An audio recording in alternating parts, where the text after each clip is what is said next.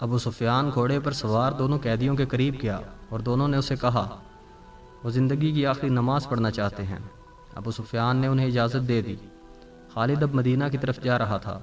اسے جب وہ منظر یاد آیا کہ دونوں قیدیوں کے ہاتھ کھول دیے گئے اور وہ قبلہ رو ہو کر نماز پڑھنے لگے، خالد پر اس وقت جو اثر ہوا تھا وہ اب 4 برس بعد اس کی ذات سے ابھر آیا۔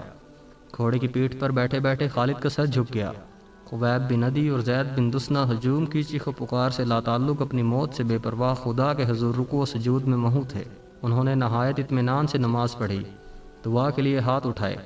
کوئی نہیں بتا سکتا تھا، تاریخ بھی خاموش ہے کہ انہوں نے خدا سے کیا مانگا۔ انہوں نے خدا سے یہ نہیں کہا ہوگا کہ دشمن انہیں آزاد کر دے۔ وہ اٹھے اور خود ہی لکڑی کے کھمبوں کے ساتھ پیٹھ لگا کر کھڑے ہو گئے۔ او بدقسمت انسانوں! ابو سفیان نے بڑی بلند آواز سے خبیب اور زید سے کہا، تمہاری قسمت اور زندگی میرے ہاتھ میں ہے۔ اپنی زبان سے کہہ دو کہ ہم اسلام کو ترک کرتے ہیں اور اب ہم اہل قریش میں سے ہیں اور 360 بتوں کو برحق مانتے ہیں۔ یہ اعلان کر دو اور اپنی زندگیاں مجھ سے واپس لو، اگر نہیں تو موت کو گلے لگاؤ۔ یہ بھی سوچ لو کہ تمہاری موت سہل نہیں ہوگی۔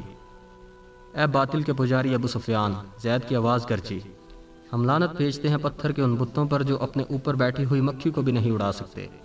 ہم لعنت بھیجتے ہیں عزا اور حبل پر جو تمہیں اگلے جہان دوزخ کی آگ میں پھینکیں گے۔ ہم پجاری ہیں اس ایک اللہ کے جو رحمان اور رحیم ہے، اور ہم عاشق ہیں محمد کے جو اللہ کے رسول ہیں۔ میرا راستہ وہی ہے جو زید نے تمہیں دکھایا ہے۔ خبیب نے بلند آواز سے کہا، اے اہل مکہ! سچ وہی ہے جس کے نام پر ہم قربان ہو رہے ہیں۔ ہمیں نئی زندگی ملے گی جو اس زندگی سے بہت زیادہ حسین اور مقدس ہوگی۔ باندھ دو انہیں ان کھمبوں کے ساتھ، ابو سفیان نے حکم دیا۔ یہ موت کا ذائقہ چکھنے کے مشتاق ہیں۔ دونوں کے ہاتھ پیچھے کر کے کھمبوں کے ساتھ جکڑ دیے گئے۔ ابو سفیان نے گھوڑا موڑا اور ہجوم کی طرف آیا۔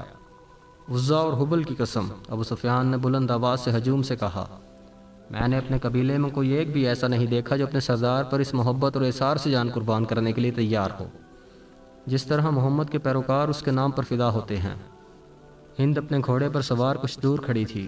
اس کے قریب اس کے چند ایک غلام کھڑے تھے۔ ایک غلام نے اپنے آقاؤں کو خوش کرنے کے لیے جوش کا ایسا مظاہرہ کیا کہ برچھی تان کر دونوں قیدیوں کی طرف کسی حکم کے بغیر بڑی تیز دوڑا اور کھمبے سے بندے زید کے سینے پر برچھی کا اتنا زوردار وار کیا کہ برچھی کی انی زید کی پیٹھ سے باہر نکل گئی۔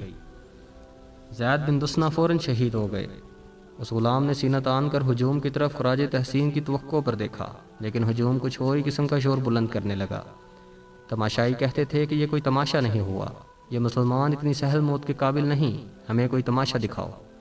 قتل کر دو اس غلام کو جس نے ایک مسلمان پر اتنا رحم کیا ہے۔ ہند نے دبی آواز میں کہا۔ کئی آدمی تلواریں اور برچھیاں لہراتے اس غلام کی طرف دوڑے، لیکن بہت سے آدمی دوڑ کر ان آدمی اور غلاموں کے درمیان آ گئے۔ خبردار، پیچھے کھڑے رہو!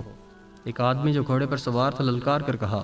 عربی خون اتنا بزدل نہیں کہ 2 آدمیوں کو باندھ کر مارنے کے لیے قریش کا پورا قبیلہ اکٹھا ہو گیا ہے۔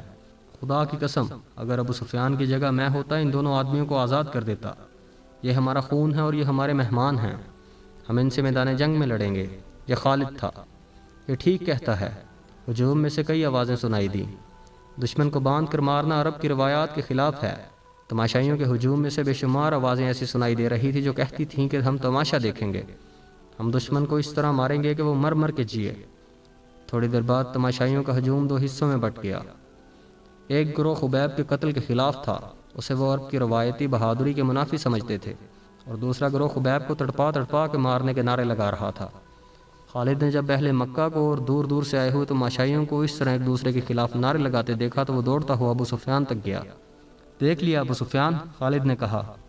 دیکھ یہاں میرے کتنے حامی ہیں، ایک کو مار دیا ہے، دوسرے کو چھوڑ دیں ورنہ اہل قریش آپس میں ٹکرا جائیں گے۔ ہند نے خالد کو ابو سفیان کے پاس کھڑے دیکھا تو وہ سمجھ گئی کہ خالد بھی خبیب کی رہائی کا حامی ہے۔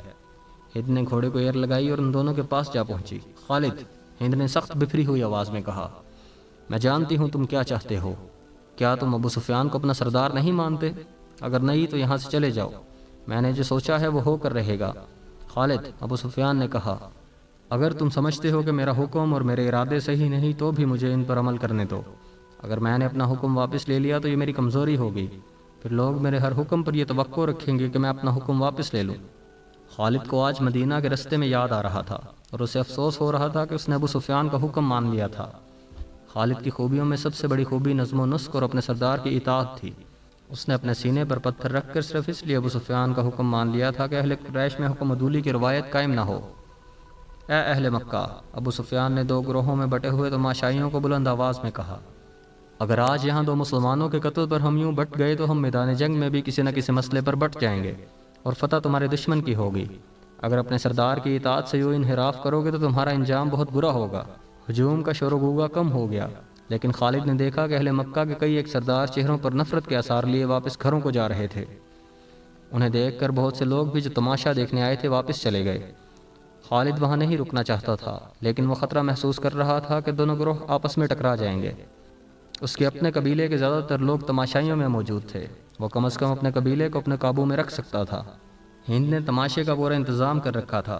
اس کے اشارے پر 40 کمسن لڑکے جن کے ہاتھوں میں برچیاں تھیں دوڑتے اور چیختے چلاتے ہوئے تماشائیوں میں سے نکلے اور خبیب کے ارد گرد ناچنے اور چیخنے لگے۔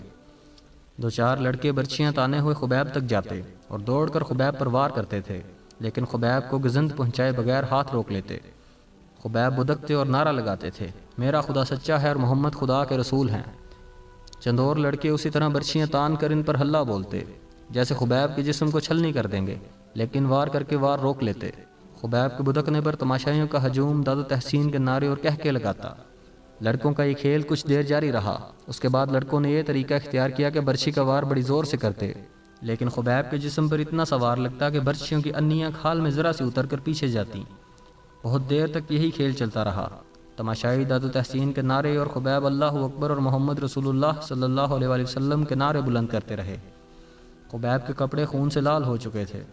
ابو جہل کا بیٹا اکرمہ ہاتھ میں برچھی لیے ان لڑکوں کے پاس جا پہنچا اور انہیں ہدایات جاری کرنے لگا۔ لڑکے اب اپنی برچیاں خبیب کے جسم میں چبھو رہے تھے۔ وہ گول دائرے میں گھومتے اور ناچتے تھے۔ خبیب کے جسم کا کوئی بھی ایسا حصہ نہ رہا جہاں برچھی نہ چبھی ہو اور وہاں سے خون نہ ٹپک رہا ہو۔ ان کے چہرے پر بھی برچیاں ماری گئیں۔ جب بہت دیر گزر گئی اور لڑکے ناچ ناچ کر اور برچیاں چبو چبو کر تھک گئے تو اکرمہ نے لڑکوں کو وہاں سے ہٹا لیا۔ خبیب خون میں نہائے ہوئے تھے، لیکن ابھی تک زندہ تھے اور ہر طرف دیکھ رہے تھے۔ ان کے نعروں میں کمی نہیں آئی تھی۔ اکرمہ ان کے سامنے کھڑا ہو گیا اور برچھی تان کر خبیب کے سینے میں اتنی زور سے ماری کہ فاصلہ کم ہونے کی وجہ سے برچھی خبیب سے پار ہو گئی۔ خبیب شہید ہو گئے۔ ان کی لاشیں یہیں بندھی رہنے دو۔ ہند کی گرجدار آواز سنائی دی، اب کئی دن ان کی لاشوں کے گلنے سڑنے کا تماشا دیکھتے رہو۔ یہ واقعہ جولائی 625 عیسوی کا تھا جو خالد کو یاد آ رہا تھا۔ اس نے اپنے دل میں درد کی ٹیسیں محسوس کیں۔ خبیب اور زید کے قتل نے قریش کے سرداروں میں اختلاف کا بیج بو دیا تھا۔ جس طرح ان 2 مسلمانوں نے آخری وقت نماز پڑھی اور اسلام سے نکل آنے پر موت کو ترجیح دی